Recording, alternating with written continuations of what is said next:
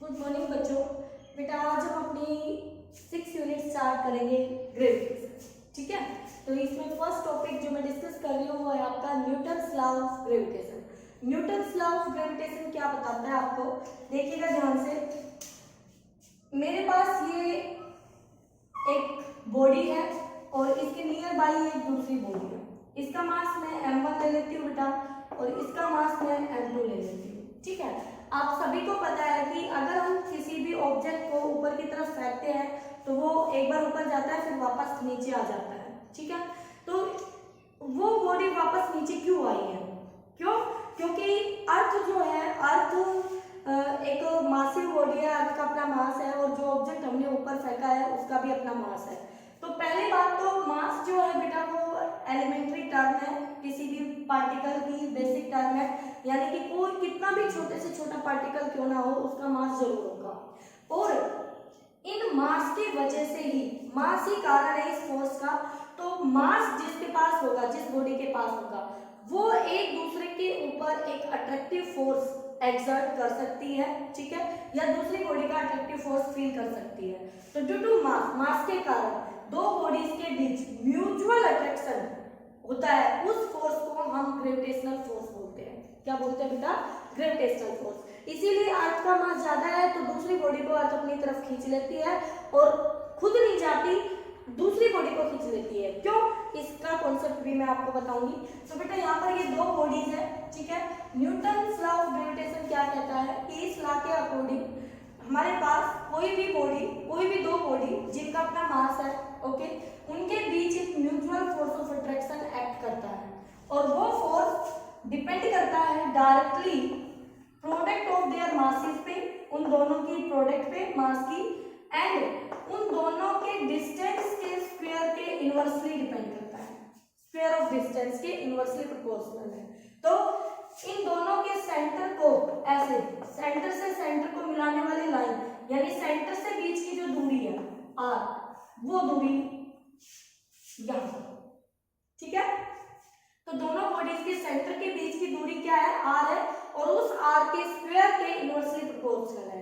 तो यहाँ से बेटा जब हमने इनको कंबाइन किया तो m1 m2 अपॉन में डिस्टेंस का स्क्वायर ये आ जाएगा आपके पास, और जैसे ही प्रोपोर्शनलिटी हटाएंगे तो यहाँ पर एक कांस्टेंट आएगा g, जिसको हम कहेंगे फोर्स, ग्रेविटेशनल फोर्स कांस्टेंट कहोगे, और ये आपका यूनिवर्सल कांस्टेंट है। कैसा है बेटा? ये यूनिवर्सल कांस्टेंट है। ठीक है, तो यहाँ आ जाएगा g m1 m2 अपॉन में r स्क्वायर, अपॉन में r स्क्वायर, और g हमारा क्या है? Gravitational force constant, gravitational force constant. ठीक है बेटा, इसकी वैल्यू और यूनिट की अगर हम बात करें तो यूनिट आप यहां से निकाल सकते हैं। इसकी यूनिट कितनी आएगी बच्चों आपके पास? इसकी यूनिट के लिए हमेशा फॉर्मूले पे फोकस कीजिएगा बेटा। तो यूनिट ऑफ जी की यूनिट की मैं बात कर रही हूँ, तो फॉर्मूले में g को एक तरफ रख के सबको दूसरी तरफ ले जाओ बेटा, तो g इक्वल टू आ गया एफ आर स्क्वायर अपॉन में m1 m2। तो बच्चों फोर्स है न्यूटन, डिस्टेंस मीटर स्क्वायर, मास किलोग्राम स्क्वायर, ये इसकी यूनिट आ गई। इसकी वैल्यू की अगर मैं बात करूं तो 6.67 इंटू 10 की पावर -11, और ये यूनिट न्यूटन मीटर स्क्वायर पर किलोग्राम स्क्वायर। ठीक है, तो ये इसकी यूनिट आ जाएगी आपके पास, और ये वैल्यू यूनिवर्सल कांस्टेंट है, ये वैल्यू कहीं भी चेंज नहीं होती है, तो इस चीज का आप जरूर ध्यान रखें। ठीक है बेटा, इसका मतलब ये हो गया कि ये जो दोनों बॉडीज आपने रखी हुई है, इन दोनों के बीच जो ये फोर्स एक्ट कर रहा है, चाहे हम यहाँ पर हवा भर दें, एयर ले लें, चाहे हम यहाँ पर पानी ले लें, वाटर ले लें, या हम कोई अदर मीडियम ले लें, अदर मीडियम इनके बीच में, तो इनके बीच का म्यूचुअल फोर्स अफेक्ट नहीं होगा, इनके बीच का जो फोर्स है वो सेम रहेगा। ठीक है, क्योंकि हमने आर भी वही रखा, एम भी वही रखा, और मीडियम से मैटर नहीं करता, जी जो है वो हर जगह सेम है, चाहे वैक्यूम है, चाहे कुछ भी है, एयर है, पार्टनर है जो भी है, ठीक है बेटा। दूसरी बात, म्यूचुअल फोर्स का मतलब है इन दोनों बॉडी के बीच का ये फोर्स है, यानी कि आप ध्यान से अगर देखें तो जितना फोर्स इस M1 बॉडी पे लगेगा F, उतना ही फोर्स M2 बॉडी पर लगेगा, उतना ही फोर्स M2 बॉडी पर लगेगा आपके पास। तो यहाँ पर ये जो फोर्स आप देख रहे हैं, अब M1 को M2 अट्रैक्ट कर रहा है अपनी तरफ, तो इस फोर्स को मैं लिखूंगी F12, ये। तो force on first body due to second body, force on first body due to second body. और सेकंड पर अगर देखूं फोर्स की डायरेक्शन तो वो आएगी मेरे पास ये, तो इसको मैं लिखूंगी F21, force on second body due to first body, ठीक है। दूसरी बॉडी को पहली बॉडी अपनी तरफ अट्रैक्ट करेगी, पहली बॉडी को दूसरी बॉडी अपनी तरफ अट्रैक्ट करेगी। इनकी डायरेक्शंस कहां से मिलेगी? These are the central forces. ये कैसे फोर्सेस है बेटा?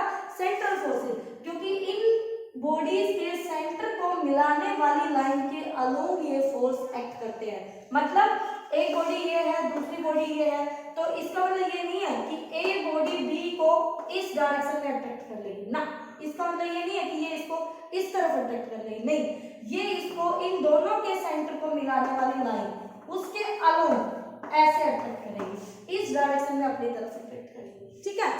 अब आता है कि दोनों बॉडी सेम फोर्स से अट्रैक्ट करती है। तो मैम अभी अभी आपने एक एग्जांपल दिया कि ये हमारी अर्थ होती है, ओके ठीक है भाई। एक बॉडी को खड़े होकर हमने यहाँ से और इसको ऊपर थ्रो किया, तो वो बॉडी ऊपर गई, देन वापस नीचे आई। तो ये बॉडी वापस नीचे क्यों आई? ये अर्थ क्यों नहीं गई उसके पास? अर्थ दूसरी बॉडी को अपनी तरफ क्यों खींच लेती है? तो बच्चों F, दोनों बॉडी के लिए जो F लग रहा है वो तो सेम है, बोलो। A B पर लगाएगी उतना ही B A पर लगाएगी, सेम है, ठीक है। और इसी से एक कॉन्सेप्ट और आ जाता है आपका कि ये न्यूटन्स थर्ड लॉ को ओबे करता है। क्या करता है ये? न्यूटन्स थर्ड लॉ को ओबे करता है,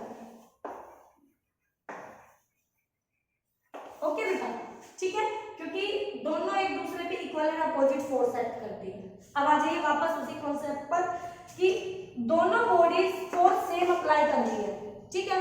तो फिर हमारी अर्थ नहीं गई, दूसरी बॉडी क्यों चल के आई अर्थ की तरफ? तो बेटा फोर्स होता है basic formula mass into acceleration. अब देखिए जिस बॉडी का मतलब अगर मैं यहाँ से A की बात करूं, A equal to F upon में M, तो यहाँ से F तो मेरा कांस्टेंट है, तो मेरा A जो है वो M के इनवर्सली होगा।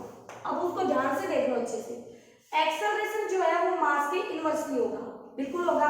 तो जिस बॉडी का मास कम उसका एक्सेलरेशन ज्यादा, जिसका मास ज्यादा उसका एक्सेलरेशन कम, ठीक है।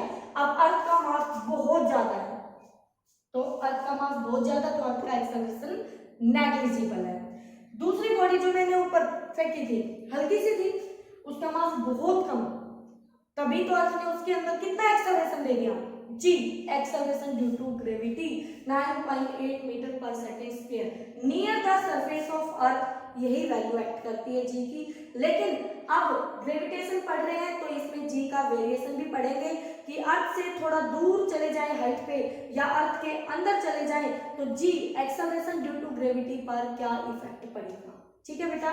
तो मैंने आपको ग्रेविटेशनल फोर्स और उसकी प्रॉपर्टीज साथ के साथ बताई है। अब इसमें एक चीज का और ध्यान दें कि अगर हमारे पास r डिस्टेंस सेम है और मास आप चेंज करेंगे, तो मास चेंज करेंगे, जैसे मास कम करेंगे तो फोर्स कम होगा, मास ज्यादा बढ़ाएंगे तो फोर्स ज्यादा होगा फॉर गिवन डिस्टेंस के लिए। अगर मास आप सेम रखते हैं, ठीक है, गिवन बॉडीज के लिए, और r दूरी को आप चेंज करते हैं, तो r दूरी F r के इनवर्सली है बेटा।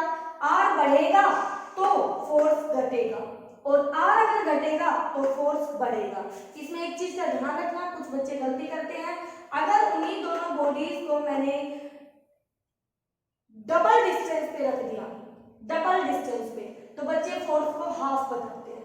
नहीं, डबल डिस्टेंस होगा तो नीचे जो ये F है, ऊपर तो वही बात रहेगी M1 M2, लेकिन नीचे डबल डिस्टेंस यानी 2r का स्क्वायर, यानी पहले से वो फोर्स क्या हो जाएगा 1/4 टाइम्स हो जाएगा F डैश। तो पहले वाले फोर्स का 1/4 टाइम्स हो जाएगा F। बात समझ में आ गई, ठीक है बेटा। तो क्योंकि यहाँ पे क्या है स्क्वायर, अगर